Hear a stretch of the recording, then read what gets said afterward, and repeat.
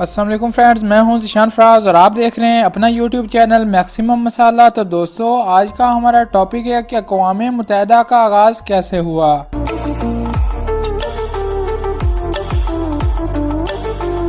World war 2 کے دوران جرمنی کی مخالف اقوام نے خود کو اقوام متحدہ یعنی کہ یونائٹڈ نیشنز کا نام دیا تھا۔ 1942 میں ان تمام ممالک نے آپس میں اتفاق کیا کہ وہ جرمنی سے کوئی الگ امن معاہدہ نہیں کریں گے۔ 1945 میں پوٹسڈیم کانفرنس نے اقوام متحدہ کی تشکیل کی راہیں ہموار کیں تاکہ مستقبل میں تنازعات سے بچا جا سکے اور نازی جنگی مجرموں پر مقدمات دائر کرنے کے طریقے وضع کیے جا سکے۔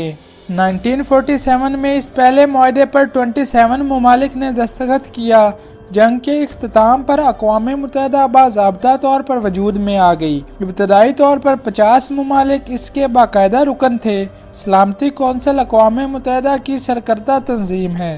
یہ ایسے تمام بین الاقوامی تنازعات میں مداخلت کا حق رکھتی ہے جہاں مستقبل میں کوئی بڑا مسئلہ کھڑا ہونے کا اندیشہ ہو۔ اقوام متحدہ دنیا بھر کے بڑے بڑے معاشی امدادی منصوبوں کا حصہ ہے۔ چلیے تو فرینڈز، ہماری آج کی ویڈیو یہیں تک۔ مزید دلچسپ ویڈیوز دیکھنے کے لیے میرے چینل کو سبسکرائب کر دیں اور بیل آئیکن کو دبانا مت بھولیں۔ تو چلیے میں ملتا ہوں آپ سے ایک نئی ویڈیو کے ساتھ۔ مجھے دیجیے اجازت۔ فی امان اللہ، اللہ حافظ۔